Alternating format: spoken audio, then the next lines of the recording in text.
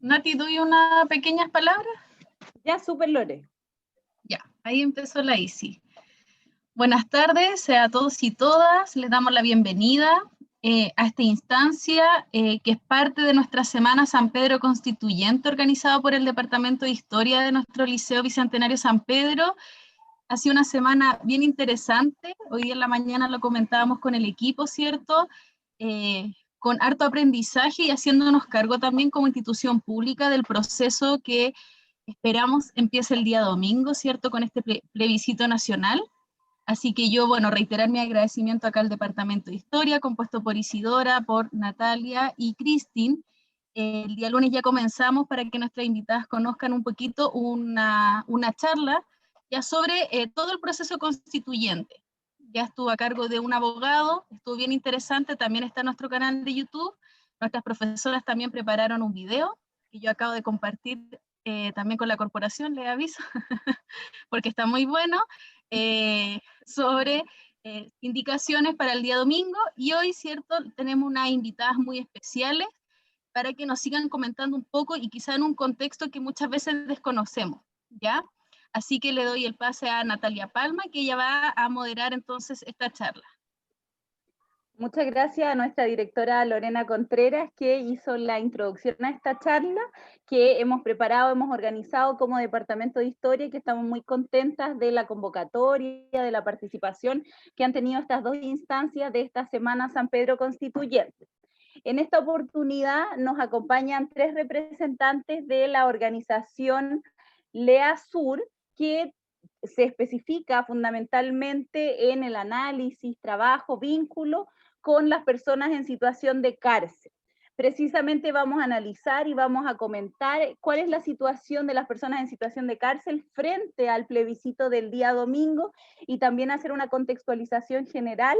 Ellas son parte del Departamento de Investigación y Formación, así que le damos la bienvenida a Magdalena, Antonia y Viviana, que nos van a estar comentando de este tema que les cuento.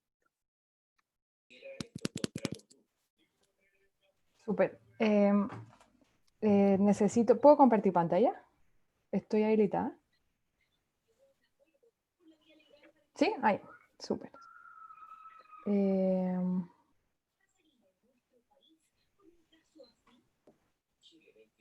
Ya.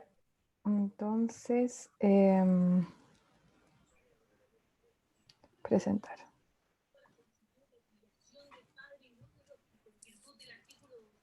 Ya. Entonces, bueno, vamos a partir esta presentación que preparamos desde LEASUR. Le pusimos Cárcel, Derecho y Democracia. Primero va a haber una presentación como un poco el contexto carcelario en Chile, la realidad carcelaria, algunas cifras y datos para tener un panorama más completo de qué es lo que está pasando. Me imagino que algunos tal vez conocen más, otros menos, entonces para tener un poco como de conocimiento en ese sentido. Y después vamos a desarrollar algunos temas en los que vamos a considerar el proceso constituyente, temas de género, temas de derechos humanos y otras cosas. Un poco más, ahí ya nos vamos a meter un poco más en profundidad, para después dar paso a un espacio de preguntas, pero idealmente de diálogo, de apreciaciones y cosas que nos quieran también comentar. Ya, primero brevemente, LEASUR es una ONG que trabaja por el respeto, promoción y defensa de los derechos y dignidad de las personas privadas de libertad, velando por el uso mínimo de la cárcel y buscando generar cambios estructurales en el sistema penitenciario desde una perspectiva crítica y de género. Nosotros funcionamos en base a voluntarios y voluntarias que trabajan en LEASUR y trabajamos en 5 departamentos. En eso estamos los de investigación y formación, que somos las 3 personas que estamos aquí, de políticas públicas, territoriales, de comunicaciones y gestión. Esa es un poco la orgánica de la ONG. Y ahora vamos a dar paso a un poco hablar de cómo son las cárceles hoy en día en Chile y cuál es la realidad carcelaria. Entonces, para que tengan una idea, en Chile actualmente hay 46.519 personas privadas de libertad en el sistema cerrado. De estas, el 7,3% de las personas privadas de libertad son mujeres. 1 de cada 2 personas privadas de libertad pasó por algún centro del Sename. La tasa de encarcelamiento en Chile son 229 personas por cada 100.000 habitantes. Para tener una idea, Estados Unidos, que tiene una tasa muy alta, son 655 presos por cada 100.000 habitantes, pero hay países, por ejemplo, como Holanda, que son 54 presos por cada 100.000 habitantes. Además, el 65% de las personas que están privadas de libertad son primerizos. ¿Qué quiere decir esto? Que son personas que por primera vez han ingresado a un centro de reclusión. El 77% son menores de 35 años. Y un último dato es que 1 de cada 25 es analfabeto o analfabeta, y el 86%, o sea, la gran mayoría, no cuenta con escolaridad completa escolar. Esos son un poco los datos de las personas privadas de libertad, y ahora también queremos hablarles de los grandes problemas que enfrenta la cárcel en cuanto a condiciones en que las personas se encuentran. Un problema es el hacinamiento. Bueno, como les decía, uno de los grandes problemas que existen en los recintos penitenciarios chilenos es la sobrepoblación penitenciaria, que deriva en un hacinamiento. Es decir, existen más personas privadas de libertad que plazas disponibles para albergarlos. En los diferentes centros penitenciarios hay diferentes realidades. Hay algunos que tienen sobreocupación, otro hacinamiento alto y otro hacinamiento crítico. Acá hay algunos ejemplos. Por ejemplo, en el CPD Valparaíso hay un 30% de hacinamiento. Esto quiere decir que si el CPD Valparaíso está preparado para 100 personas, hay 133. El caso de Limache, por ejemplo, es un hacinamiento crítico. O sea, si hay 100 plazas, en este momento hay 289 personas ocupando esas 100 plazas. Por otro lado, están las condiciones de habitabilidad, lo que está directamente relacionado con el punto anterior. Actualmente las condiciones materiales en las que viven las personas privadas de libertad resultan insuficientes para satisfacer sus necesidades básicas. Para tener una idea, los problemas van desde acceso a agua caliente, problemas eléctricos, de cañería, calefacción, alcantarillado o la calidad de su alimento. Los problemas de salubridad al mismo tiempo después traen problemas de plaga, problemas de salud, de diferentes cosas. Acá hay un relato del CDP de Mulchen en que se dice: en el caso de los baños del módulo de imputados, estos poseen inodoro en mal estado, solo uno está habilitado, los otros dos clausurados y colapsados de orina, materia fecal y colillas de cigarrillo. Asimismo, los inodoros no cuentan con un espacio de mínima privacidad, no tienen puerta. Se observa una ducha destrozada y que funciona artesanalmente conectada a una manguera, tampoco agua y agua caliente. Acá, como Leasur, levantamos esa información que sale en una campaña que se llamaba Entérate, que era como para informar sobre la realidad carcelaria. Y ahí se puede ver, este año se constató que más de 200 internos del penal Colina 1 contaban con acceso a agua potable solo por 1 o 2 horas diarias. Ahora, otro tema del encierro y el desencierro. Si bien la privación de libertad en sí mismo, la condena que ellos reciben, consiste en sí misma en un encierro, dentro del centro penitenciario, en cada recinto, hay espacios abiertos y comunes, y hay horas de encierro y desencierro. El problema, antes constatado respecto al hacinamiento, se vuelve aún más complejo si lo analizamos en conjunto con la grave realidad que día a día viven personas privadas de libertad, que están en promedio 14 o 16 horas encerradas en sus propias celdas. O sea, hay un problema de que pasan mucho tiempo y además en condiciones de hacinamiento en sus propias celdas. Por otro lado, también está el régimen disciplinario. En cada recinto penitenciario, obviamente existe un régimen disciplinario y hay sanciones asociadas, las que están al mismo tiempo ligadas a respeto de derechos humanos y otras cosas, según tratados internacionales. El problema está en que las personas privadas de libertad se ha podido constatar que son sometidas a malos tratos que muchas veces conllevan un uso indebido de las facultades sancionadoras con las que cuenta la administración penitenciaria.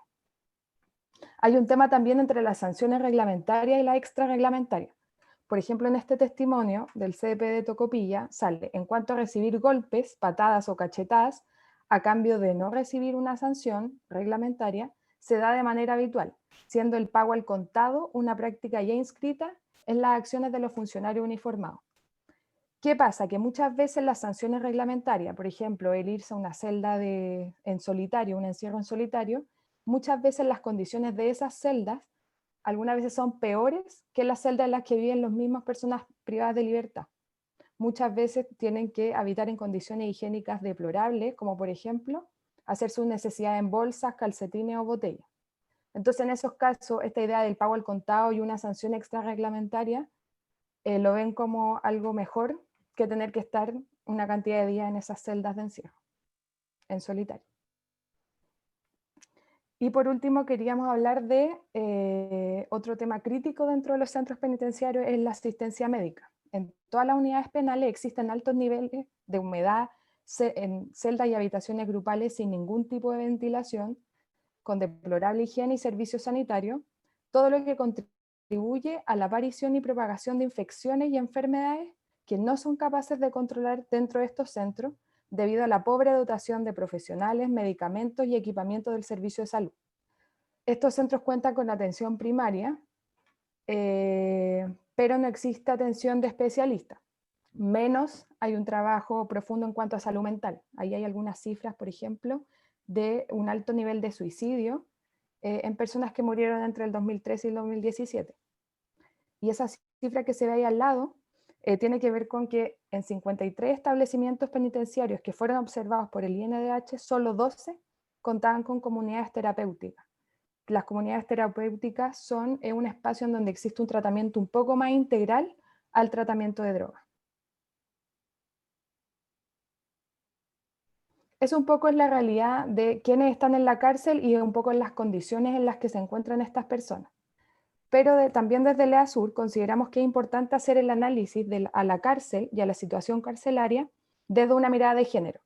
La realidad y la experiencia que viven las mujeres en las cárceles y los motivos por los que han llegado hasta ahí deben analizarse además de una manera más completa. Un poco para tener una idea, las mujeres en una población joven adulta, o sea, entre 20 y 45 años, de estratos socioeconómicos bajos, el 61% de la población penal femenina sufrió algún maltrato en la infancia. La mayoría, el 89%, tiene hijos con un promedio entre 2 y 3 hijos cada una. Al momento de ingresar a la prisión, 2% está embarazada, un 4% tiene hijos lactantes, algunos viviendo con ellas dentro de estos centros penitenciarios, y el 71% de ellas sufrió violencia intrafamiliar por parejas o exparejas. Ahí se puede ver que Chile tiene uno de los altos porcentajes de mujeres en reclusión en el contexto latinoamericano, y ahí abajo está la comparación de los 46.000 personas que yo les hablé dentro del sistema cerrado, aproximadamente entre un 8 y 7% corresponden a mujeres, en comparación con todos los demás son hombres. Además, está el tema, ¿por qué están las mujeres en la cárcel? Es importante ver la ley número 20.000, que está relacionado con temas de tráfico ilícito de drogas, porque a partir de su entrada en vigencia y por los 7 años que siguieron, el promedio anual de mujeres en prisión aumentó progresivamente debido al gran aumento de condenas a prisión en mujeres que obtenían su ingreso gracias al microtráfico, actividad que generalmente se hace en sus propios hogares. De hecho, casi la mitad de las mujeres condenadas en el sistema cerrado lo está por delitos asociados a la ley número 20.000 de tráfico de drogas. Al momento de entrar, además se ha podido ver que las mujeres, 3 de cada 4 que ingresan a cumplir condena en prisión, no ha completado su educación formal, incluso un 8% no sabe leer ni escribir, la mayoría carece de capacitación laboral y presentan altas tasas de cesantía o trabajos informales, precarios o inestables, y en su mayoría sus ingresos mensuales son menores a 300.000 pesos al mes. Esto está directamente relacionado con el inicio muchas veces en actividades relacionadas al tráfico ilícito de drogas, a este trabajo que hacen desde la casa, en contacto con sus hijos, cuidando la casa, pero asocian a una actividad que se puede generar ingresos. Está directamente relacionado a lo poco capacitadas que están, al no haber terminado muchas veces la educación escolar, al no tener acceso a trabajos que no sean tan informales o precarios, y muchas veces también a la situación de encontrarse como madres solteras. Y por último, como ONG y también diferentes autores, planteamos que la cárcel es una institución hecha por hombres y para hombres. Aquí las mujeres que entran a la cárcel prácticamente se tienen que adaptar a la institución de la cárcel. Lo mismo también pasa con otros grupos como por ejemplo población indígena, diversidad sexual y otras cosas. Creemos que la cárcel como institución es hecha por y para hombres. ¿Por qué decimos esto? Por ejemplo, el 89% de ellas tiene hijos o hijas. Y el sistema de justicia no aborda el problema, por ejemplo, cuando una madre soltera entra en un centro penitenciario, ¿qué pasa afuera, por ejemplo, con los hijos? O el sistema de visitas no es diferenciado y no se preocupa en el contacto madre-hijo, por ejemplo.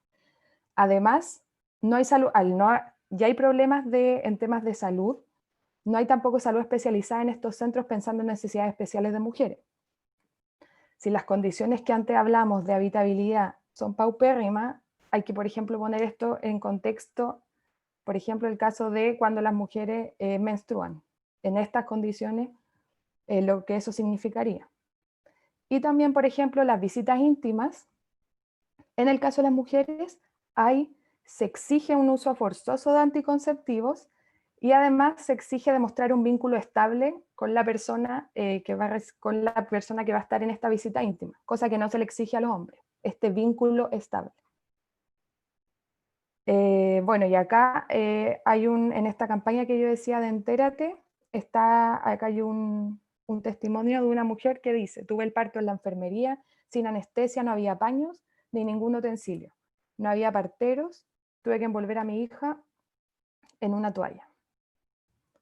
En este contexto, para dar una idea, Leasur promovió lo que se llamó la ley Sayen, después de que Lorenza Cayuán, una mujer que dio a luz a su hija Sayen engrillada, se empezó a poner el tema sobre la mesa de qué pasa con las mujeres embarazadas, qué pasa cuando ellas tienen hijos, hasta los 2 años los hijos están dentro de la cárcel con ellas, y esos son temas que fueron siempre invisibilizados por este mismo hecho de que la cárcel no es una institución para las mujeres, está principalmente pensada para los hombres.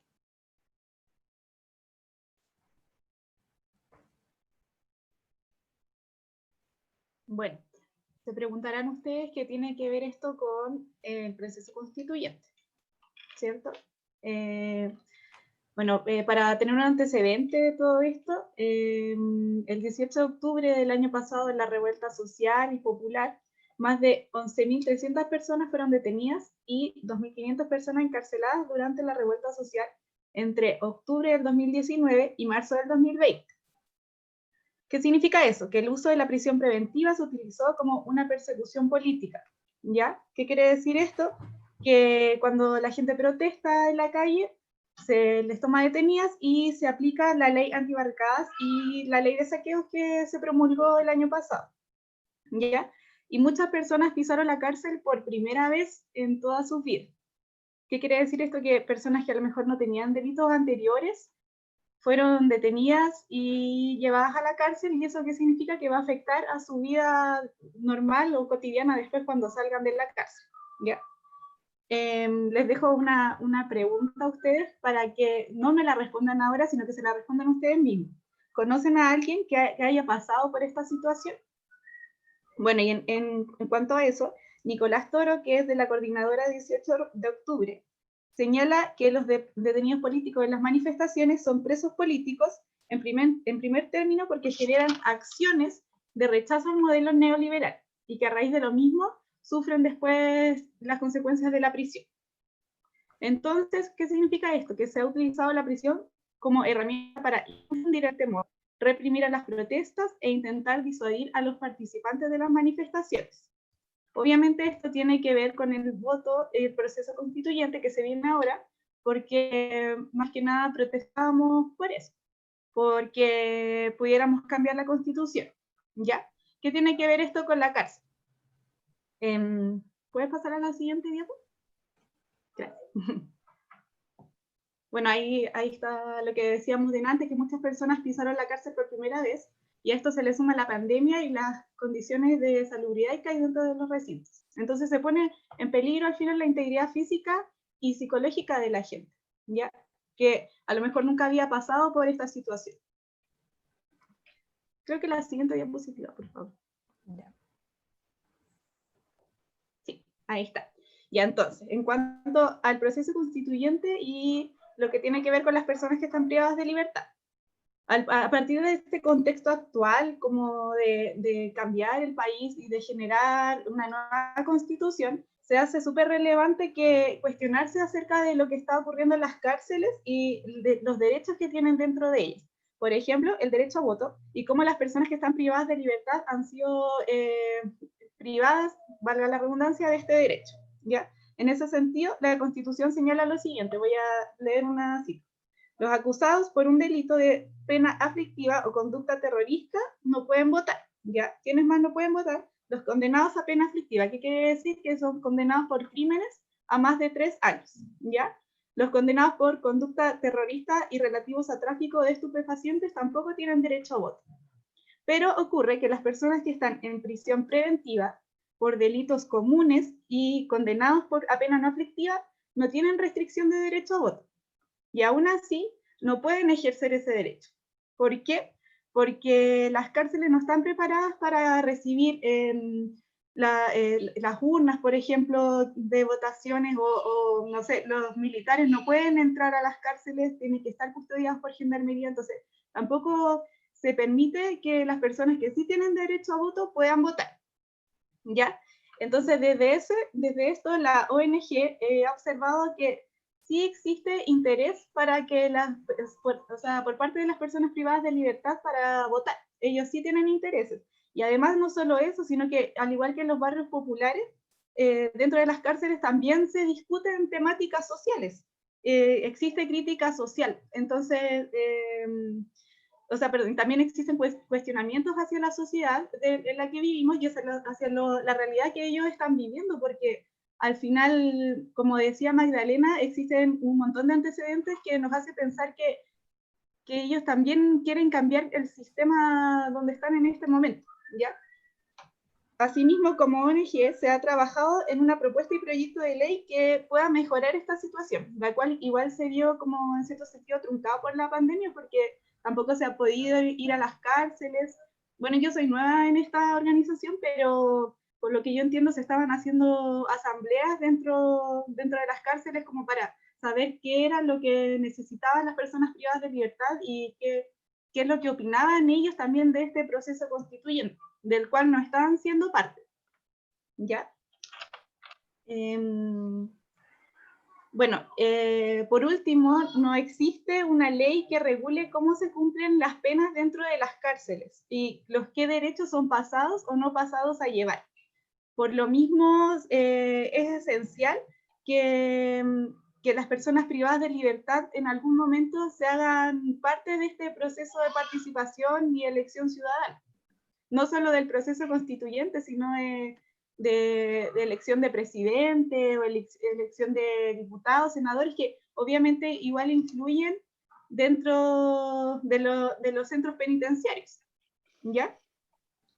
Entonces, el llamado de la organización en realidad es incluir en esta nueva constitución a los derechos de las personas privadas de libertad y también su opinión, porque si estamos escuchando la voz de todas las personas del pueblo, ellos también son parte de nuestra sociedad, aunque hayan sido marginados en cierto sentido. De hecho, automáticamente cuando una persona ya pierde su ciudadanía, pierde su derecho a voto, también es marginado de la sociedad. Entonces, ¿cómo resolvemos también estos conflictos? ¿Ya? Y yo les voy a dejar las siguientes preguntas, que tampoco quiero que me las respondan ahora, sino que son preguntas abiertas para que ustedes se cuestionen, que dicen lo siguiente. ¿Ustedes creen que las personas privadas de libertad debiesen ser incluidas en las decisiones públicas? Y la siguiente dice, ¿cómo podemos incorporar a las personas privadas de libertad en nuestro discurso político? Bueno, aquí, más que nada, hablando del voto preso, bueno, ¿quiénes pueden votar? Los que yo les decía adelante, respecto a las personas que tienen, que están condenadas a penas no aflictivas o que están siendo procesadas por ellas, sí tienen derecho a voto, pero no lo pueden ejercer. ¿Ya? Eso que quede bien claro. No pueden ejercer el voto a pesar de que tienen el derecho.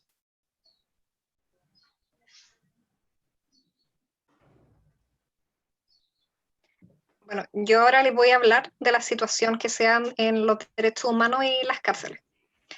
En primer lugar, hay que establecer que el derecho internacional de los derechos humanos es obligatorio para todos los estados y es deber de los estados garantizar, respetar y promover los derechos humanos de todas las personas, incluidas de aquellas personas privadas de libertad. El problema que se genera es que muchas veces se cree que la vulneración de los derechos en las cárceles es parte esencial del castigo por haber cometido un delito. Y es necesario aclarar que esto no es así. Ante esto, quiero hacer dos alcances. Primero que todo, que una persona, por el solo hecho de haber sido condenada, no pierde su calidad de sujeto de derechos y precisamente, además, por la vulnerabilidad que se encuentran estas personas en centros penitenciarios y la invisibilización que ocurre dentro de las cárceles, es que se requiere que las autoridades se encuentren en extremo atentas de que no existan tratos inhumanos, degradantes, malos tratos, golpizas o incluso la muerte de las personas privadas de libertad. La cárcel, entonces, de esta manera, presenta los siguientes problemas estructurales que salen acá en el Power, de los cuales me voy a referir a continuación. El primero que todo, la cárcel como un espacio en donde se vulneran los derechos. Cuando una persona es condenada, esta condena solo la priva de la libertad, es decir, solamente le afecta legítimamente el derecho de la libertad ambulatoria. Esto por lo general. Entonces, los otros derechos van a quedar intactos. Y además, existen ciertos derechos que tampoco pueden ser suspendidos ni restringidos en ningún tipo de circunstancia, como el derecho a la vida, el derecho a la vida digna, integridad física, psíquica, derecho a la salud, libertad de pensamiento, entre otros. Para referirnos brevemente a esto, según lo que vemos acá, en la vida digna la podemos entender el derecho que tiene cada ser para ser valorado como sujeto individual y social por el solo hecho de ser persona. En las cárceles hoy día se han infringido y se han incumplido estos estándares mínimos de la vida digna al existir, como ya lo hemos comentado anteriormente, un estado actual de hacinamiento y sobrepoblación completamente evidente. En agosto de este año, también el INDH, el Instituto Nacional de Derechos Humanos, publicó un estudio sobre las condiciones carcelarias, junto con 10 recomendaciones urgentes a implementar en materia carcelaria.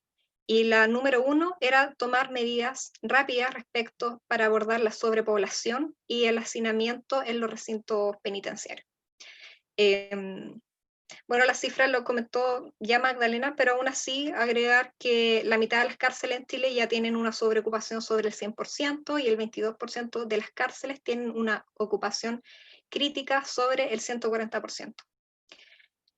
Respecto al derecho a la vida, integridad física y psicológica, también mencionamos que se ve completamente vulnerado en las cárceles al existir casos habituales de malos tratos, trato inhumano y degradante, y esto de alguna manera también lo podemos relacionar con lo anterior y con el hacinamiento, ya que el hacinamiento en sí mismo puede crear un foco de conflicto dentro de los recintos de detención que facilitan o amparan muchas situaciones de violencia y malos tratos. Y en muchos casos también que son lamentablemente cometidos por las mismas personas privadas de libertad y que también hace que sea difícil ejercer un control efectivo por parte de Gendarmería. Por otro lado, mencionar acá el problema y la vulneración que se hace respecto al acceso a la justicia. Se menciona, por un lado, la falta de tribunales especializados en materia y situación carcelaria, y por otro lado, la falta de mecanismos de tutela directa ante la justicia que puedan tener las personas privadas de libertad. Bueno, en segundo lugar, tenemos la cárcel como espacio de vulneración al derecho a la participación política ciudadana, que fue explicado anteriormente. Y por último, tenemos a la cárcel en sus problemas estructurales, donde se pueden evidenciar las condiciones infrahumanas, también evidenciada en el informe de este año del INDH y también en el informe de LEASUR de situaciones de las cárceles en Chile. A grandes rasgos, como la falta de una cama completa con sábanas, frazadas, falta de insumos de alimentación, platos, tenedores, no hay comida en cantidad suficiente, severa deficiencia respecto de instalaciones eléctricas, alcantarillado, agua dentro de los recintos penitenciarios, lo que provoca evidentemente falta problemas de higiene y salubridad. Respecto al agua, no se garantiza el agua potable a las 24 horas y lamentablemente solamente hoy día hay 2 recintos penitenciarios que en Chile que cuentan con agua caliente, siendo uno Punta Peuco. La siguiente diapo, por favor.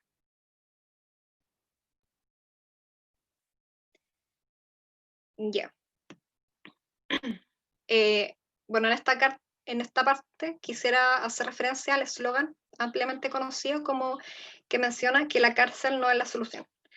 Este gráfico, a grandes rasgos, muestra la diferencia entre la reincidencia, que se puede entender como la reiteración de la conducta delictiva, entre un sistema abierto y un sistema cerrado. A grandes rasgos, un sistema abierto implica que las personas a las que se le aplica una medida alternativa, que sea la reclusión, o algún beneficio de reinserción social. Es decir, que básicamente el cumplimiento de su pena lo van a hacer total o parcialmente en libertad. Y por otro lado, el sistema cerrado que implica la reclusión en un recinto penitenciario. En el gráfico se observa como en un sistema abierto se observa una menor tasa de reincidencia. ¿Por qué este gráfico? Acá quisiera señalar la importancia de la reinserción social de las personas privadas de libertad radica en que se debe buscar la readaptación del condenado siempre a la vida en sociedad, para que abandone completamente la conducta delictiva y que se haga parte nuevamente de la comunidad. La evidencia, obviamente, también en otros países señala que la cárcel siempre tiene que ser el último recurso para que las personas que infrinjan la ley y que junto con la sanción aplicada, esa persona también debe ser rehabilitada para enfrentar la sociedad. ¿Qué problema tenemos en Chile?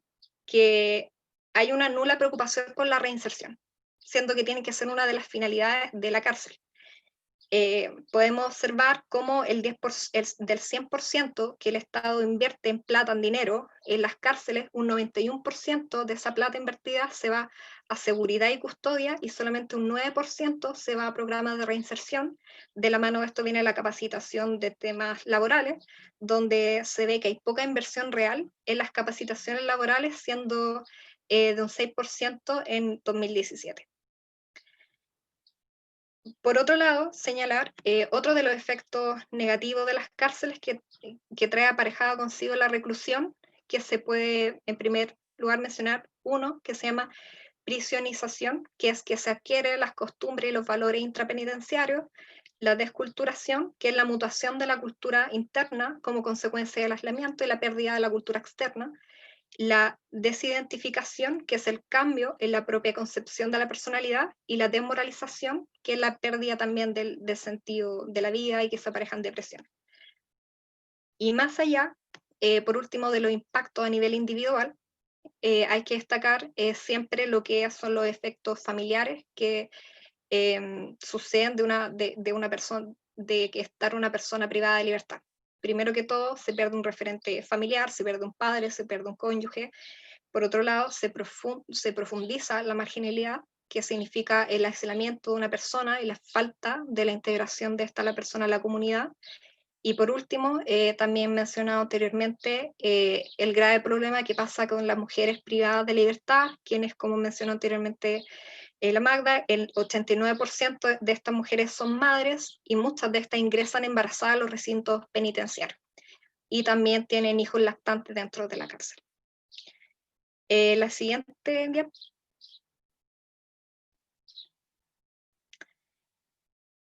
Y bueno, y ahora como para abrir la ronda de preguntas, quisiera que vieran esta imagen y contextualizar un poco. La primera imagen, esto fue que pasó el 2014 en Santiago. El contexto es que el joven había sido detenido ciudadanamente al intentar asaltar un abuelito con arma blanca. El joven ahí, como se ve, sufrió golpe, insulto, le sacaron fotos y más la vejación de haber sido expuesto de nuevo ante cientos y miles de personas. Y la segunda imagen, tenemos una persona que logra defenderse de un ataque de un portonazo, y arriba la señal del presidente tratando de endurecer las penas y pedir que se apruebe rápidamente ciertos tipos de leyes que van en esta lógica. Así que ahora les dejo la palabra a ustedes.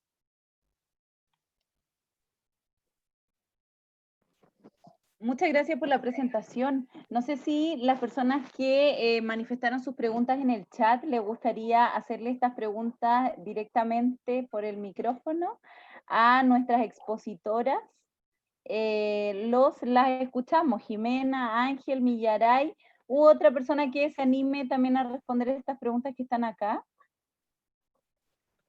Natalia, no sé si prefiere, ¿dejo esto proyectado o os quito dejo de compartir? ¿Qué será mejor? Quizás podemos dejar las preguntas por un tiempo y después quizás sacarlas. Ya. ¿Si te parece? Hola. Yo tengo una pregunta, más que responder esas preguntas, no sé si la puedo hacer ahora. Obvio. Bueno, a partir de los análisis que han realizado como organización, quería preguntar qué tan fuertes consideran qué tan fuertes consideran ustedes que es como el componente de clase y el componente económico que existe en las condenas para entrar en reclusión. No sé si pueden responderla. Sí, o sea, ahí vamos, si queréis parto yo, como no veo a la chiquilla, respondiendo, y si me quieren complementar, le damos con ella.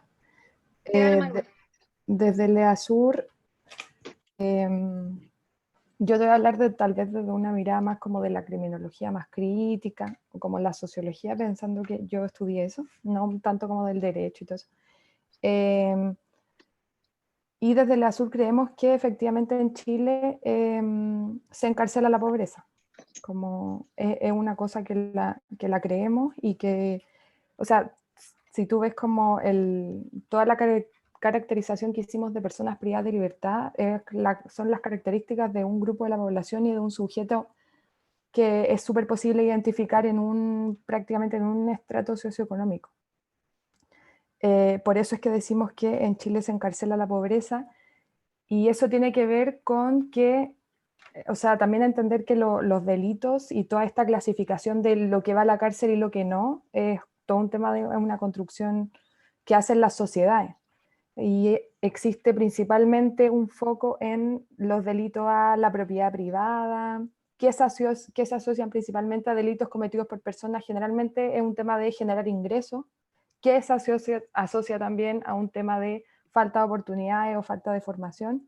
Entonces ahí hay todo un círculo y una forma de mirar este tema, partiendo desde quienes crean las leyes y por qué algunos delitos reciben cierta connotación social y como que se les pone tanto ojo, otros delitos no.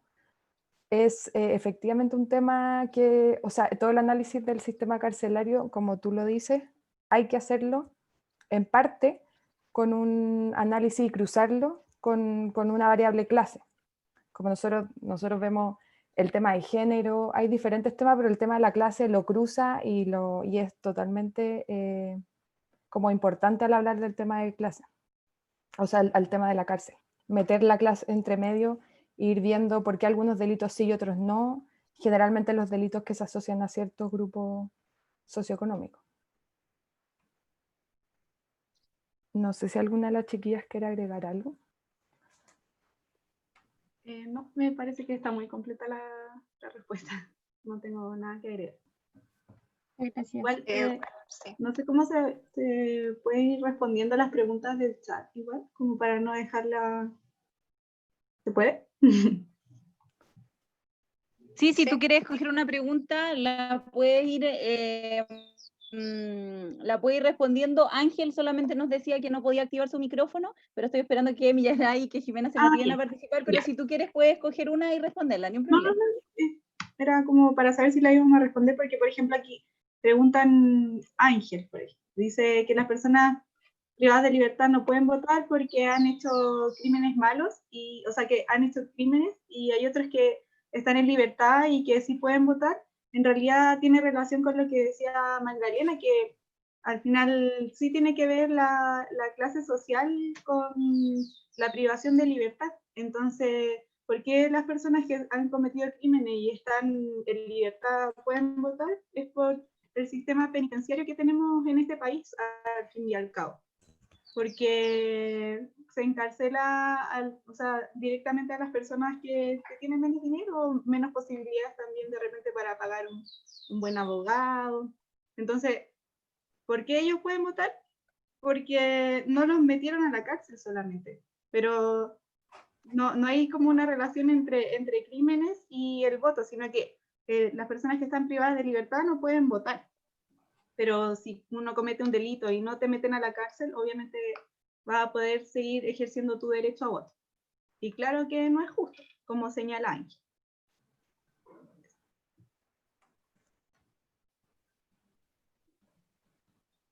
¿Me escucho bien? Estaba como pegada delante. Ya. Quería aprovechar de contestar una pregunta que era si una persona privada de libertad muere dentro de la cárcel a causa de las condiciones de esta enfermedad ligada al hacinamiento por el precario sistema de salud que hay, ¿existen consecuencias para los funcionarios? Desde la perspectiva legal, yo creo que consecuencias respecto de los funcionarios es difícil. Sí se podría traer aparejado algún tipo de consecuencia, quizás directamente a la cárcel como institución de personalidad jurídica propiamente tal, pero aún así es muy difícil. ¿Por qué? Porque aparejar una responsabilidad, traer una responsabilidad a alguien, viene directamente ligado con un tema probatorio. Y este tema probatorio también viene directamente ligado a las condiciones de las cárceles propiamente tal, o sea, de qué manera tú puedes acreditar que todo esto directamente por malas condiciones, por hacinamiento, es difícil. O sea, hay directamente consecuencias para los funcionarios. Hay una completa desigualdad, como también lo comentaba Antonia, respecto de estas personas están con pocos recursos para pagar un abogado, en cambio acá está todo el poder de la ley por otro lado. Entonces, yo te diría que a esta pregunta habría que ver realmente caso a caso y si finalmente hay un estándar probatorio alto o tienen pruebas suficientes para finalmente aparejar algún tipo de responsabilidad, pero yo lo veo bastante difícil. Y sumado a eso, hoy en día algo que Leasura está intentando impulsar harto es que hoy en día las cárceles tienen reglamentos en cada recinto. Reglamentos nos referimos como un poco las normas de cómo va a funcionar la cárcel. Es como si en una villa, en un espacio, cada casa tiene sus propias reglas. Y ahí ese es un tema en que Leasur se ha metido harto y ha intentado levantar campañas de que debería. Lo que pasa que existen reglamentos internos es que Gendarmería un poco se le llama como es juez y parte. O sea, Gendarmería se fiscaliza un poco a sí mismo dentro de la cárcel y se establecen reglamentos según los centros y queda como un poco, es como una isla un poco aislada de la cárcel.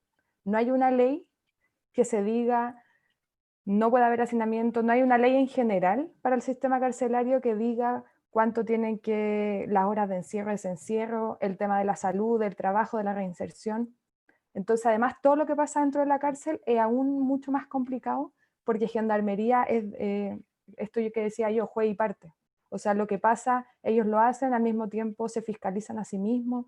Entonces, la cárcel es una isla que está un poco aislada de la sociedad, hiper aislada de la sociedad, y donde la normativa queda un poco sujeta a estos reglamentos, que no son ley, entonces tampoco se pueden, si no se cumplen esas cosas, no son como la ley. Entonces ahí hay todo un tema que también se relacionaría, por ejemplo, si alguien llega a morir dentro de la cárcel.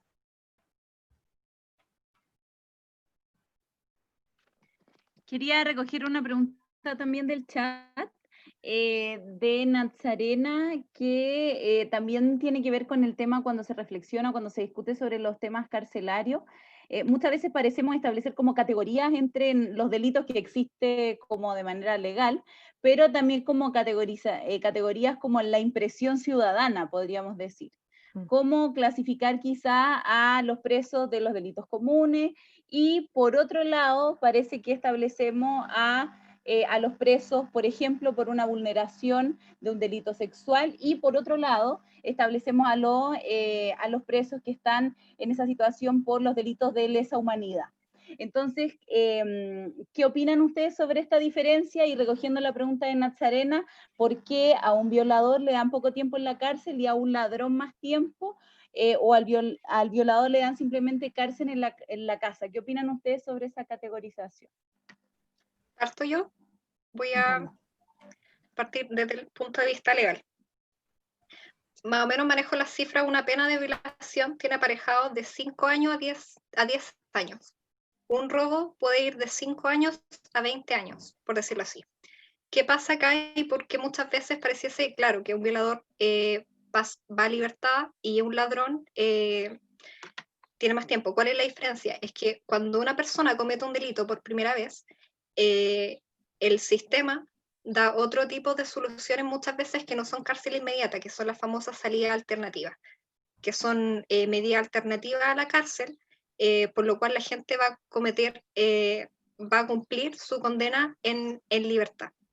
Por otro lado, también hay una crítica, también esto es un problema de la ley. A mí, al parecer, me parece mal que se tengan pena muy parecido a un delito que va completamente contra la integridad física, integridad sexual de las personas, por otra parte, delitos de la propiedad. Pero ya esto es una idea del legislador que tiene esta manía con la propiedad, con el derecho de la propiedad. Son cosas que a mi parecer se debieran cambiar, pero también hay que tener en cuenta que así funciona el sistema. Lamentablemente también por la sobreocupación de las cárceles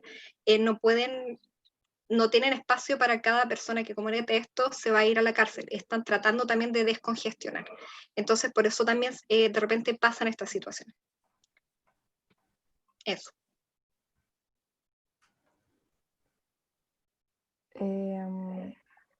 Para agregar tal vez un poco como a la discusión, hay un concepto que se llama populismo punitivo. No sé si lo habrán todo y todas escuchado, pero un poco esta idea, son fenómenos que se dan, por ejemplo, ya en el caso de la sociedad chilena, donde tiene que ver, y esto se relaciona un poco a la imagen que tenemos, a estas imágenes que tenemos acá, que tienen, donde influencian harto como los que toman las decisiones, en este caso gobierno, o como sí, quienes hacen las leyes, los medios de comunicación y la sociedad civil. Entonces empiezan a pasar que hay un fenómeno, o sea, y generalmente populismo punitivo es esta idea de más cárcel, pasa algo, cárcel, cárcel, cárcel, y de repente uno empieza como, cada cosa que pasa, o cada nuevo delito, se crea una ley antiportonazo, ley antibarricada, ley antiencapuchado. Es una respuesta de la sociedad que le da a ciertos problemas, y que le empiezan, y que está esta idea de más cárcel, más cárcel, más cárcel. Entonces, para la pregunta de la Nazarena, si bien la respuesta es más como tal vez la que fue planteando la Vivi, toda esta idea de los años de cárceles que se van dando y todo eso, si uno empieza a analizar un poco más las noticias y cómo de repente las autoridades empiezan a decir, ya, hay un delito y se vuelve un tema en la opinión pública y hay como una cierta efervescencia y dicen, ya, desde ahora estos delitos van a tener más años.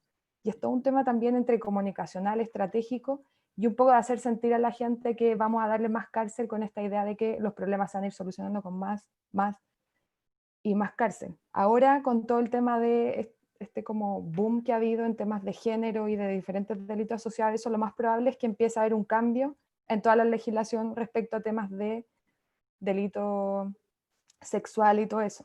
Uno igual tiene que ir viendo cómo está un poco de repente el ambiente y la opinión pública, y ahora tal vez es muy probable que ese tema de violación y todo eso empiece a cambiar por este mismo hecho de como el populismo punitivo, que en ciertos temas se va pidiendo más cárcel y más cárcel y más cárcel para los problemas de la sociedad.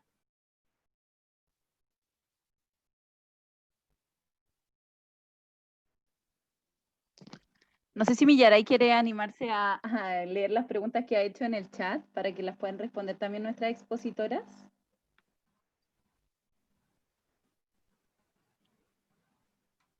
¿No?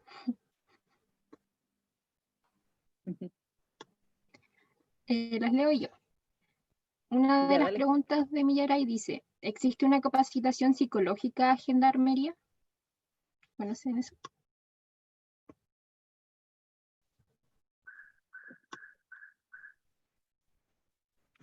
No sé si la leemos todas juntas. Cristi, quizás mejor. Estoy buscándola. Dice, existe una relación entre aquellos jóvenes que cometen algún delito y pasan a ser privadas de su libertad en vez de una sanción ambulatoria y su reincidencia a lo largo de su vida adulta. ¿Se puede decir que se debería reformar de igual manera el sistema penitenciario juvenil para que el objetivo sea la reinserción social y no la degradación a tan corta edad? Sofía. Para esa pregunta, yo personalmente hice uno de mi tesis en la universidad en centros de Sename, pero que esta parte del Sename con niños y niñas que están por haber cometido algún delito, no la parte de familia, esta otra. Y efectivamente, a mi percepción, a la larga son como cárceles a una escala un poco más pequeña.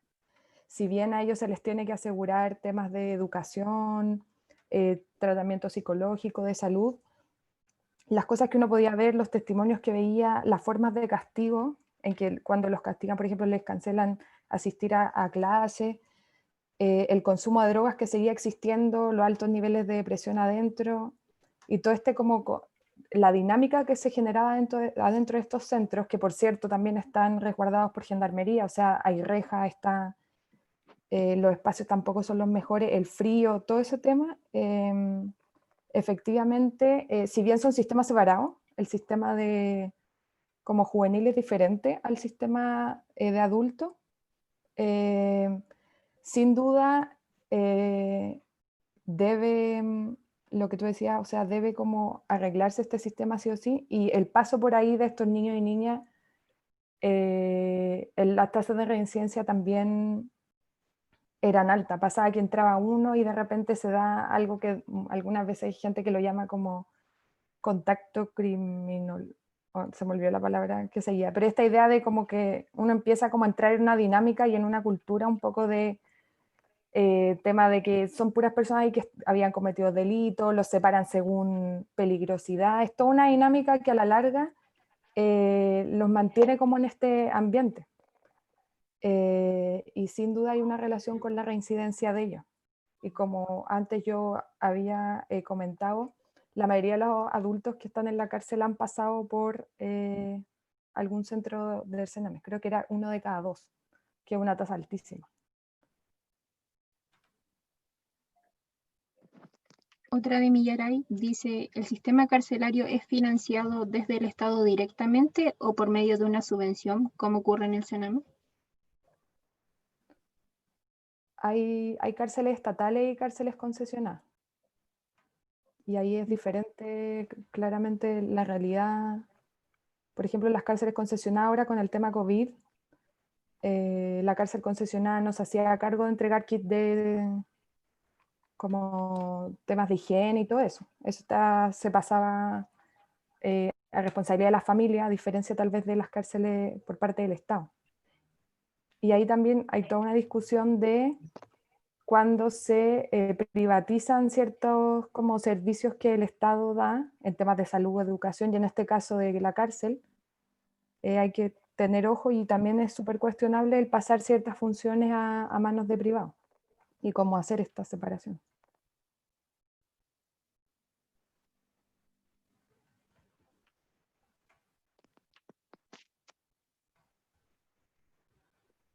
Bueno, ahí Millaray da las gracias por haber respondido la pregunta.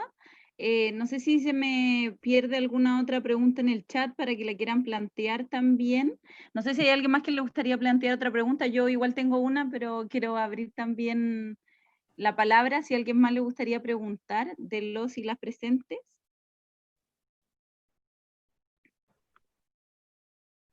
¿No? Desde el gobierno existen proyectos de reinserción a la sociedad en el sistema carcelario, o solo se les priva de la libertad y hasta que se cumpla la condena.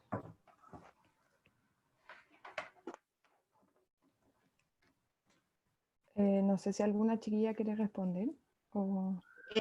Sí, que iba a como un poco reiterar la idea del tema del Power que había puesto, que sí, se destina dinero para la reinserción, pero lo mencioné es como 6%, que tiene que ver, por ejemplo, esto con el tema de las capacitaciones laborales, que viene directamente con la reinserción social. Más allá de eso, del Estado propiamente tal, tengo entendido que se puede, las personas particulares también pueden presentar proyectos para que personas en las cárceles dentro puedan trabajar y puedan finalmente reinsertarse, porque nuevamente recalcar la idea de que la cárcel tampoco les priva el derecho al trabajo. Acá salen también nuevamente las cifras. Solo 9% se dedica a la reinserción, de un 100% que se invierte en las cárceles, lo demás solamente seguridad y custodia. Sí, o sea, en esa línea el tema de la reinserción sí es muchas veces hacia afuera lo que más se habla. Como lo decíamos, las horas de encierro, todo lo que hay adentro de las cárceles a la larga un poco atenta y va en contra de esta idea de reinsertar a alguien. O sea, ¿quién se puede reinsertar o llevar un proceso personal hacia como volver a la sociedad y volver tal vez como de otra forma en estos contextos de higiene, de salud, de hacinamiento, de violencia que hay adentro? Entonces, la cárcel en sí es una estructura que no ayuda a la reinserción, pero asimismo hay muy poco invertido a la reinserción. Y algo que se asocia a la reinserción, una cosa es capacitar, tema de que terminen los estudios, que como decíamos, la minoría ha terminado los estudios, pero otro tema es el tratamiento de las drogas.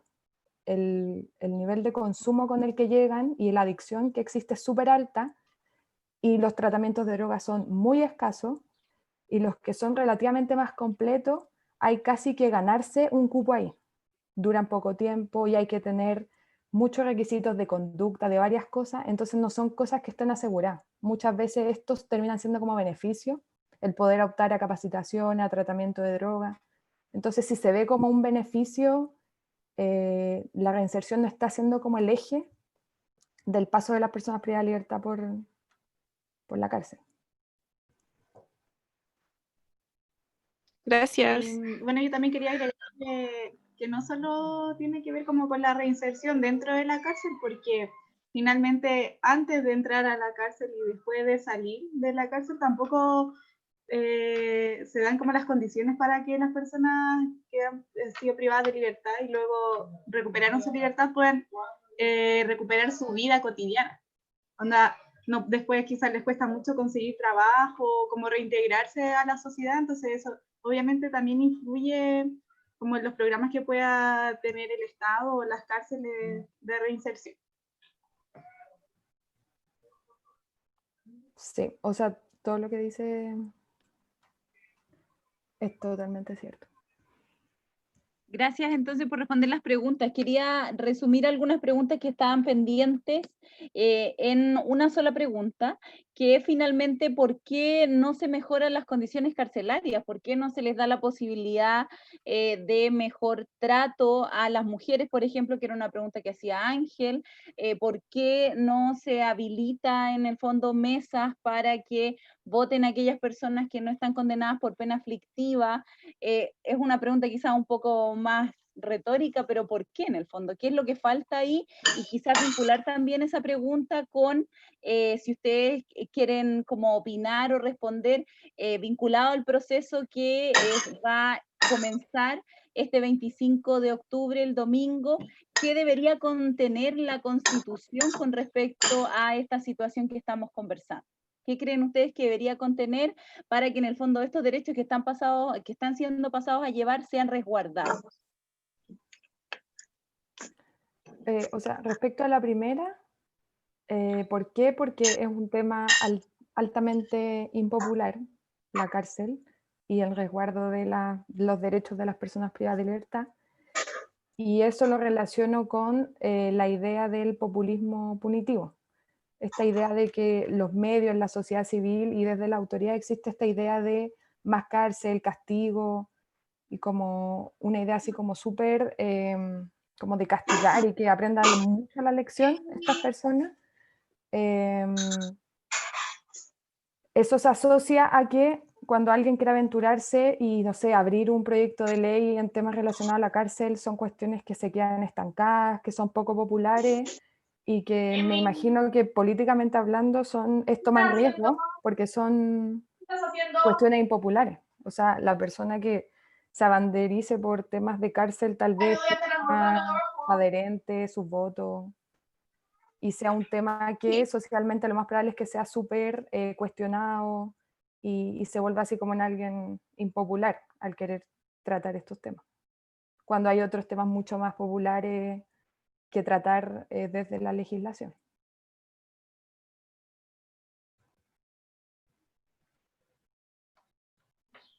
Por eso es importante también visibilizar estos temas, no solo en este proceso constituyente, sino que como dentro de nuestro cotidiano, de las conversaciones de mesa que podamos tener con nuestras familias, hablar como de las personas privadas de libertad, porque en realidad somos nosotros quienes estamos afuera, al final los que estamos marginando a estas personas, porque tampoco logramos como tener estas conversaciones que, por ejemplo, estamos teniendo ahora, no las logramos tener con el resto de nuestros pares o nuestros familiares. Nunca hablamos de las personas que están privadas de libertad. Entonces es importante ahora poner el tema sobre la mesa, no solo del voto de los presos y las presas, sino que de todo lo que ocurre dentro de la cárcel, que muchas veces no tenemos idea de lo que está pasando. Sí, quería agregar algo que tenía que ver con una pregunta de Ángel Luengo de octavo básico, que algo que decía, ¿por qué si las cárceles recuerdan a mujeres privadas de libertad y ustedes dicen que las cárceles deben ser solo para hombres? No es exactamente lo que dijimos. El punto era, no es que deben ser solo para hombres, sino que están hechas para hombres.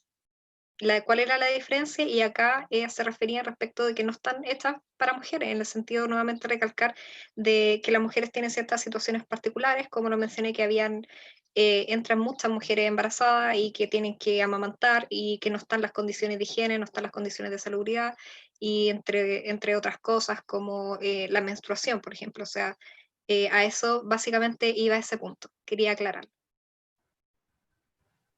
Me quedó una duda respecto a la reinserción social. ¿Qué medidas creen que se podrían tomar para acabar con el estigma que puede quedar después cuando las personas salen de la cárcel? Porque muchas veces pueden sufrir malos tratos aunque lograran integrarse a un trabajo a causa de los prejuicios que se dan que una persona haya estado en la cárcel. Claro, de hecho existe un sistema, es como una idea de un post penitenciario. En teoría debería haber algo así como un seguimiento y las personas deberían, se les debería, o sea, si se fueron encerradas, por ejemplo, por tantos años, empiezan a perder ciertas habilidades y también hay un miedo en el momento que salgan. O sea, es súper estar, por ejemplo, 15 años y de repente salir a un país distinto, hasta barrios diferentes a los que se dejaron. Y esa parte es súper débil. Y a eso se le suma, o sea, salen personas prácticamente un poco como entraron, pero además han sufrido muchos traumas y muchas situaciones que han tenido que ver dentro de la cárcel, y el apoyo psicológico en cuanto a laboral y todo eso es súper deficiente, quedan un poco varados. Y en ese sentido, además se le suma lo que dices tú, ese estigma, que eso ya es un tema de cómo la sociedad ve un poco a las personas que han salido de la cárcel. O sea, ahí hay un tema de ojalá cambiar el sentido común y entender que si alguien pasó por la cárcel puede salir y como asumir diferentes profesiones y tomar diferentes cambios en la vida. Eso ya igual también depende de cada uno cómo lo vea y cómo nosotros nos podemos enfrentar a alguien que pasó por la cárcel y cómo saber cómo acogerlo.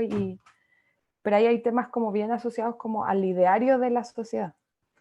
Pero está claro, por eso también en LEASUR se cree como en el uso mínimo de la cárcel. O sea, las personas que cumplen otro tipo de condenas no tienen que pasar por todo esto de tener que salir al mundo y además tener que decir yo pasé por la cárcel.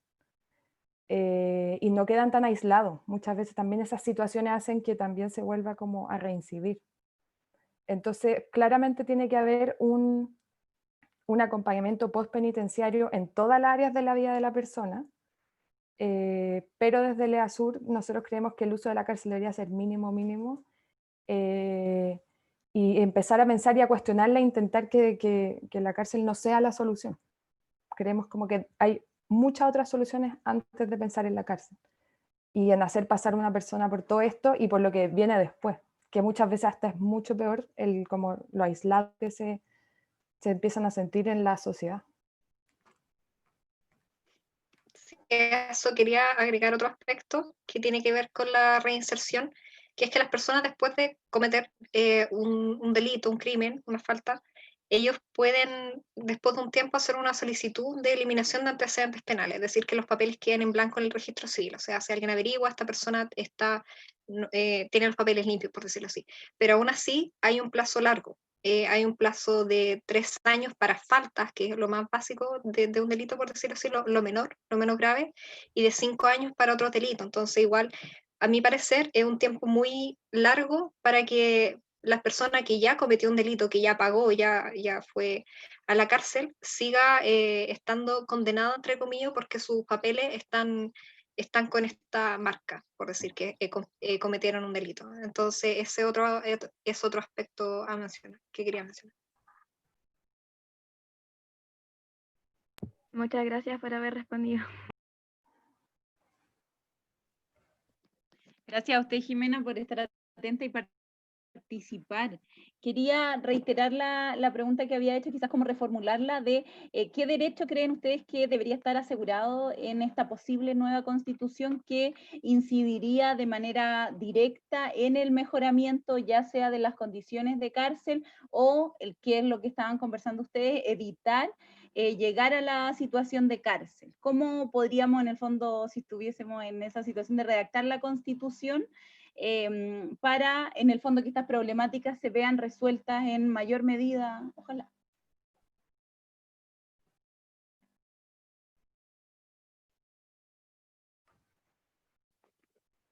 No sé si alguna de las chiquillas quiere responder.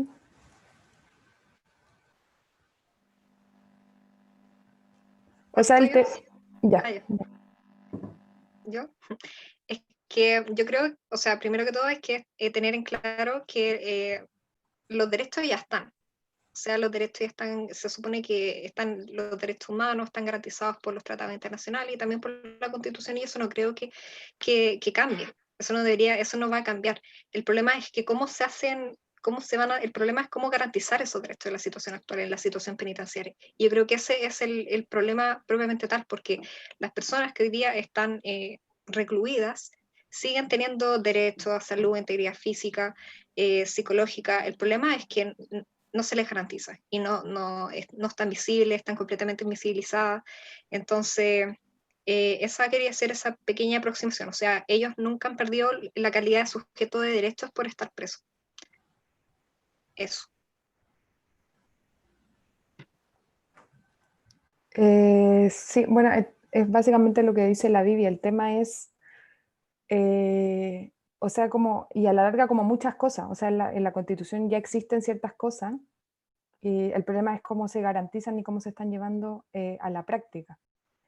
Y en ese sentido, por ejemplo, antes de, por ejemplo, pensar en la Constitución, como yo les decía, ni siquiera hay una ley de ejecución de penas, ni siquiera hay una ley que organice todo este tema de cómo se cumplen las penas en Chile. Chile está, a diferencia de otros países, como a un nivel así como bastante anterior en cuanto a qué es lo que pasa dentro de las cárceles. Y en ese sentido, claro, es buscar mecanismos que se garantice.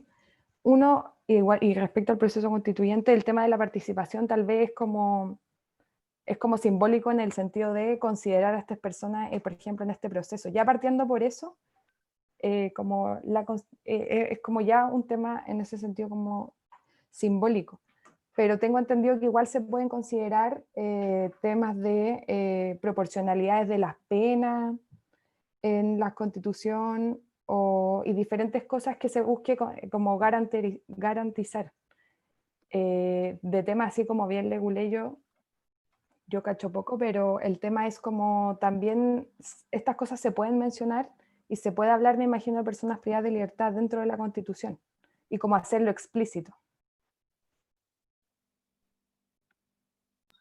En ese sentido, igual como la solución quizás sería seguir con las asambleas en las comunas, por ejemplo, que se hicieron al principio de la revuelta social, o estos cabildos abiertos también, y conversar estas temáticas, porque al final, no sé, en la redacción de la nueva constitución, si lo hacen personas que tienen que ver con el ámbito político, que tienen poder, obviamente no van a considerar a las personas que están privadas de libertad, si es que nosotros no los visibilizamos.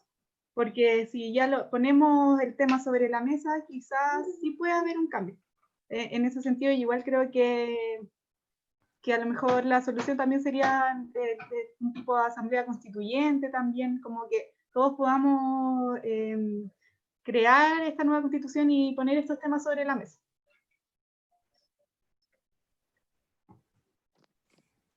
Gracias por sus respuestas. Quería leer también una pregunta que hacía Millaray en el chat sobre qué opinan ustedes de la opinión que se repite muchas veces sobre que aquellos que delinquen deberían ser castigados por medio de trabajos forzados, que uno de repente lee como muchas cosas en las redes sociales y este comentario que comenta Millaray muchas veces se repite. ¿Qué opinan ustedes? ¿Qué opina la legislación sobre esta temática? O sea, todos esos temas muchas veces salen y surgen una idea súper como, así como bien violentas en las redes sociales, sobre todo cuando se habla de personas que han cometido delitos, pero hay diversos tratados internacionales en donde todos estos temas de trabajo forzado, castigo y cosas como que la gente en su imaginario quiere como un súper castigo para estas personas. Hay tratados en los que Chile adscribe en donde, o sea, son cosas que no son posibles, que no significa que no pasen, como hablábamos de diversos como castigo y casos de tortura y todo eso.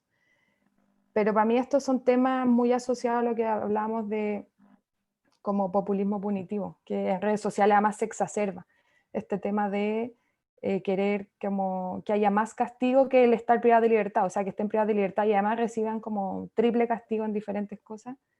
Creo que ahí los medios de comunicación y las autoridades nos ayudan en mucho, como en generar este ambiente de poner tanto el foco en el delito y en como el delito, los delincuentes, tal cosas, como se genera un ambiente como de estar escuchándolo todos los días, que en redes sociales empiezan como a ver estos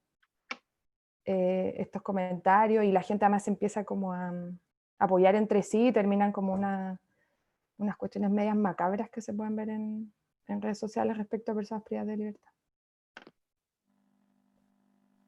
Sí, lo otro agregar que yo no creo que el problema sea trabajar propiamente tal, porque yo creo que muchas personas presas al día de hoy, con todo el hacinamiento, el poco espacio que tienen, quizás que desearían trabajar y necesitan trabajar también por las personas que tienen afuera, porque tienen hijos, tienen familia, pero eso tampoco, esas condiciones tampoco se dan en las condiciones de cárcel el día de hoy. Entonces, tampoco creo que sea un tema como de voluntad, sino que también hay pocas opciones de trabajo dentro de la cárcel. Entonces, ese es otro punto que también tiene que ver todo con la estructura de la cárcel propiamente tal, que se da. O sea, en opinión personal, yo hice mi práctica profesional en Sename y tuve contacto con ciertas personas que, privadas de libertad, que tenían que pagar la pensión de alimentos y ellos se lamentaban mucho porque adentro no había programas para trabajar.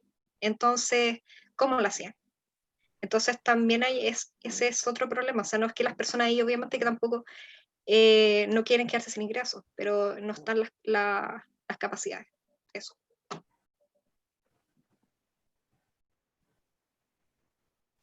Muchas gracias por responder la pregunta. No sé si hay más preguntas, alguien más que quiera abrir la palabra o comentar algo. Yo tengo una duda. ¿Creen que puede haber igual un poco de responsabilidad en el sistema educacional respecto a las personas que terminen, o sea, que terminan cometiendo delitos? Porque de igual forma es verdad que aunque hay personas que no fueron al Sename, sí intentaron ir al colegio, pero no se les prestó la ayuda suficiente y terminaron eligiendo dejar el liceo concretamente y después no reciben la educación que necesitan y se ven no se ven con otra opción más que recurrir a robar, por ejemplo. Sí, o sea, lo que hace es como una súper buena lectura de la situación, y es por eso que nosotros también creemos que el problema de la delincuencia es una cuestión que hay que verla desde todos los puntos de vista que se pueda, familiar, educación, de oportunidades, del lugar donde se vive, de muchas cosas. Y como tú dices, uno de esas patitas es la educación. Sabemos que estamos en un país donde hay un sistema de educación súper desigual, muy diferente, y donde ir al colegio no te va, de por sí no te va a significar ciertas cosas mientras no sea como recibir una educación de calidad. Entonces, sí o sí, todas esas cosas que tienen que ver con la educación, con el espacio donde los niños y las niñas se desarrollan, van afectando en su desarrollo. Y muchas veces esos caminos y todos esos momentos en la vida a los que se enfrentan terminan en una dirección que termina en delinquir y en que lo ven como la única opción, o niñas y niños que quedaron solos, otros que están en una situación en sus propias casas o sea, hay diferentes situaciones y muchos factores que explican el tema de la delincuencia.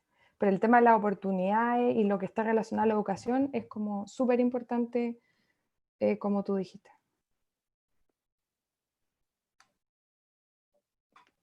Yo ¿Qué igual medida- Jimena o Millaray. Jimena iba a terminar una idea, creo. No, si es que iba a preguntar sobre qué medidas se podrían tomar para que el sistema de educación no fuera como tan desigual, porque hay que ver que las personas que tienen acceso a educación privada, por ejemplo, nunca o muy pocas veces terminan dejando el colegio. En cambio, los que acceden a educación gratuita son los que terminan dejando en octavo básico, en primero medio, porque repitieron muchas veces. ¿Qué acciones en concreto se podrían tomar para que esa situación cambie? Yo creo que son muchas, por no decir miles, de acciones que se deberían tomar. Para mí, por ejemplo, un proceso constituyente y que se parta de ahí es un buen punto de inicio, pero se necesita un real compromiso político en la formación de los profesores, en tener establecimientos dignos en cuanto a estructura, funcionamiento, en tener una buena cantidad, por ejemplo, de estudiantes en cada sala por cada profesor que exista, en asegurar alimentación, en tener espacios para que las personas puedan recrearse, no solo estudiar, en volver a pensar qué es lo que se está enseñando.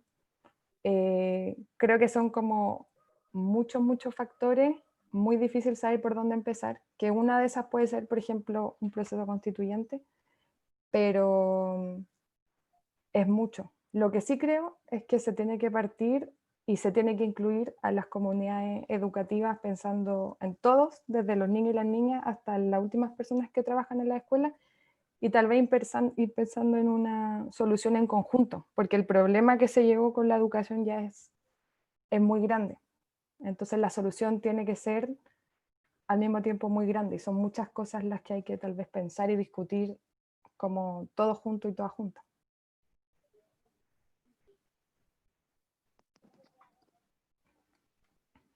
Millaray, no sé si quiere ahora comentar lo que usted quería comentar para ir cerrando. Sí.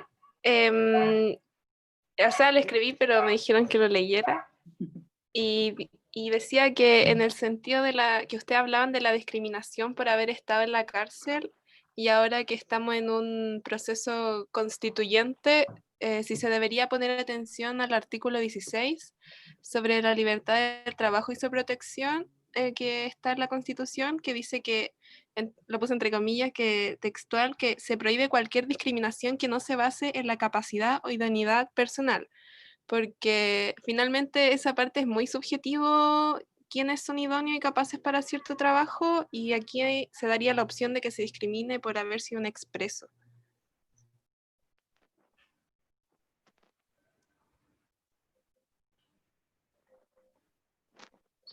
¿Parto?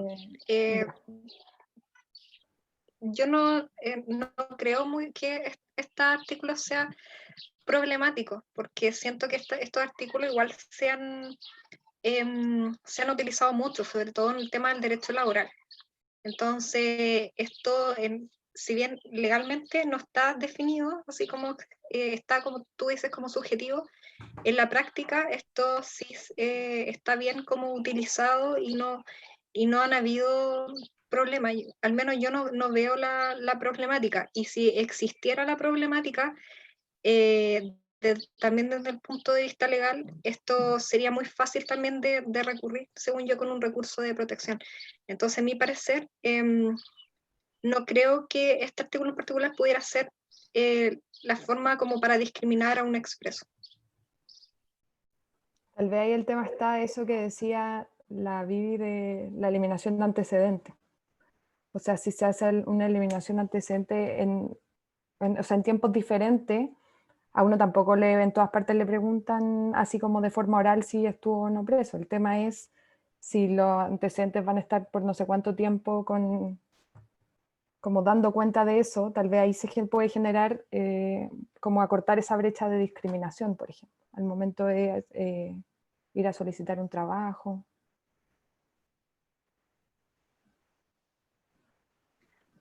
Muchas gracias entonces por las preguntas y también por la respuesta.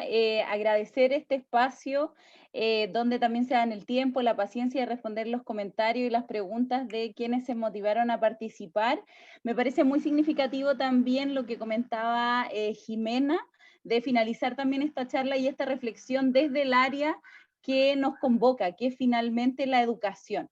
En el fondo, como conversábamos el día lunes, sobre uno de los derechos que falta garantizar explícitamente en la Constitución, que es el derecho a la educación. Y también lo que ustedes decían, en el fondo, fiscalizar que efectivamente ese derecho se garantice. Entonces me parece muy significativo finalizar esta charla desde ese punto de vista y también considerar que el aseguramiento del derecho a la educación podría transformar en el fondo tangencialmente todo lo que ustedes nos exponían en esta presentación y cómo el aseguramiento de un derecho a la educación significaría en el fondo que no tuviésemos que llegar a la situación de cárcel, que es finalmente una de las principales propuestas de la organización. No sé si les parece esa reflexión o quieren comentar algo más para cerrar. Nosotros les teníamos esto, que eran como 4 ideas que como para con las que se quedan. Estos son dibujos de personas privadas de libertad hechas en diferentes talleres. Y las 4 ideas como fuerza que teníamos era una, que como ONG creemos que en Chile se encarcela la pobreza. O sea, hay un grupo de la población que es mucho más probable que termine preso si comete un delito que otro. Esta idea del populismo punitivo, que es como un llamado a que cuando estén escuchando a diferentes autoridades o en los medios y se hable como de ojalá metamos a más gente presa y si pasa algo más cárcel y más cárcel, como también hagamos como un análisis más crítico de eso, si realmente esa es la solución al problema. Ahí está la tercera idea, la cárcel no es la solución a la delincuencia, no es la solución a ninguno de los problemas, es algo parche, pero hoy en día no está solucionando nada, y es más, está generando más problemas. Y por último, el ejercicio ciudadano, en este caso también nos referíamos al tema del voto, pero en general el ejercicio ciudadano, ser un ciudadano y una ciudadana, puede convertirse en un método de reinserción social. O sea, aislar tanto una persona de la sociedad, en ningún caso va a hacer que esta persona después sea una mejor persona en sociedad. Esas eran 4 ideas finales. No sé si la Vivi o la Anto quisieran decir algo más. Sí, con respecto bueno, aparte, muchas gracias. con la última idea, con respecto a la última idea, que igual cuando se margina a una persona como de su derecho a voto, que es su derecho ciudadano al final, también se le está marginando de la sociedad, como decía Magdalena. Recalcar eso, que al final, si todos nos hacemos parte como de este proceso, como decía antes, no solo de constitución, sino que de elección de representantes también, ¿por qué no las personas privadas de libertad? Que también son parte de nuestra sociedad. Eso, más que nada. Eso, básicamente decir que finalmente la cárcel no es la solución y solamente acentúa los problemas. Así que espero que haya sido una buena instancia para todos los que hayan podido asistir y que queden con una gran reflexión. Muchas gracias también por la invitación. Muchas gracias a ustedes también por esta instancia. No sé si Lorena o Isidora quieren decir algo para finalizar. Sí, yo quería agradecer a Magdalena, Viviana y Antonia por acompañarnos. Acá, como pudieron ver, hay estudiantes, también hay profesores y asistentes de la educación. Entonces, súper importante este espacio de reflexión y el tiempo que ustedes nos pudieron dedicar para hablar de estos temas que, como yo decía al principio, muchas veces no se asumen tanto en el contexto educativo, ¿cierto?